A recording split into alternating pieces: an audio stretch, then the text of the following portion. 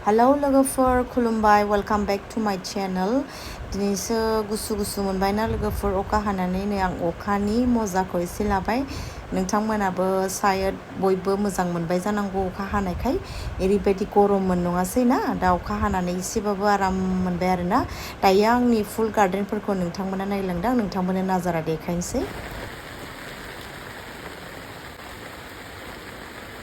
अखा अखा अखा गाइसमोन अखाजों नै बिबारा बरियाल' बारजोब्बाय आंना अखाजों आयो बिबारफोरा गेवलांजोब्बाय नै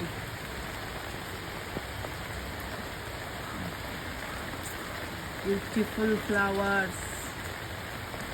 रेनी सिजन मोजांल' बारखाबाय नै बिबारा आंना अखायाबो हागासिनो नै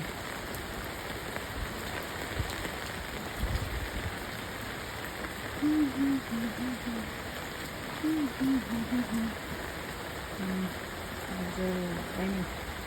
बिबारा लोगोफोर समायना रमायनाल' बारजोबखाबाय नै खर'जोंबो बिबार बारजोब्बाय नै दावदै फुल दावदै फुल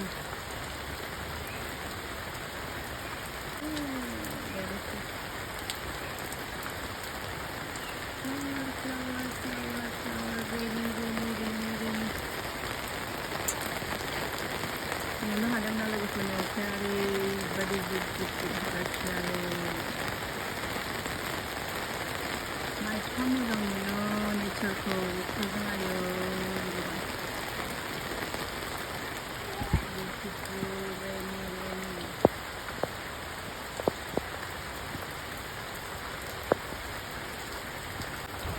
सोमखोरल' नुखादोंना नै लोगोफोर बे दंफांखौहाय अखा हानायजों बिलाइआ एकदम गोथां आरोना लोगोफोर समायना रमायनाल' नुखादों बारहुंखाजों अखा हानानै नै लोगोफोर गय बिफाङा फ्रेम बायस'नानै बेसेबांबा नै थिं सायावसो गोलैहैबाय नै लोगोफोरनि बेसेबां मानि बायनानै गय बिफाङा बायनानै फांसे दङ बे बायबाय ओरैबायदि अखा बारहुंखा ओमफ्राय नै बेहाय लोगोफोर आंनि मैथा बांगाल दङ नै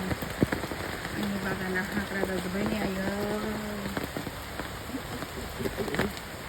हाग्रा जाजोब्बाय नै मैथा बांगाला नै हाग्रा जाजोब्बाय मैथा बांगाल दङमोन ओरैथिं मैथा गोखै दङमोन नै ओमफ्राय नैबे बानलु बिफां आं खानानै जाबाय थायो नै फिथाइया नै थाइलायबाय नै खानांसिगोनलाय बे बानलुखौ दा अख्रेबनानै जानोसैलाय ओमफ्राय खानानै मोनगुलायनानै दङ नै बारा थाया बियो एसे एसे थाइबाय थायो ओमफ्राय जानो मोजांथारना अरनानै नै लोगोफोर बेयावबो ओमफ्राय मुदुफुलाबो आंना फिथाइ थाइबाय नै मुदुफुल बिफाङा रेनि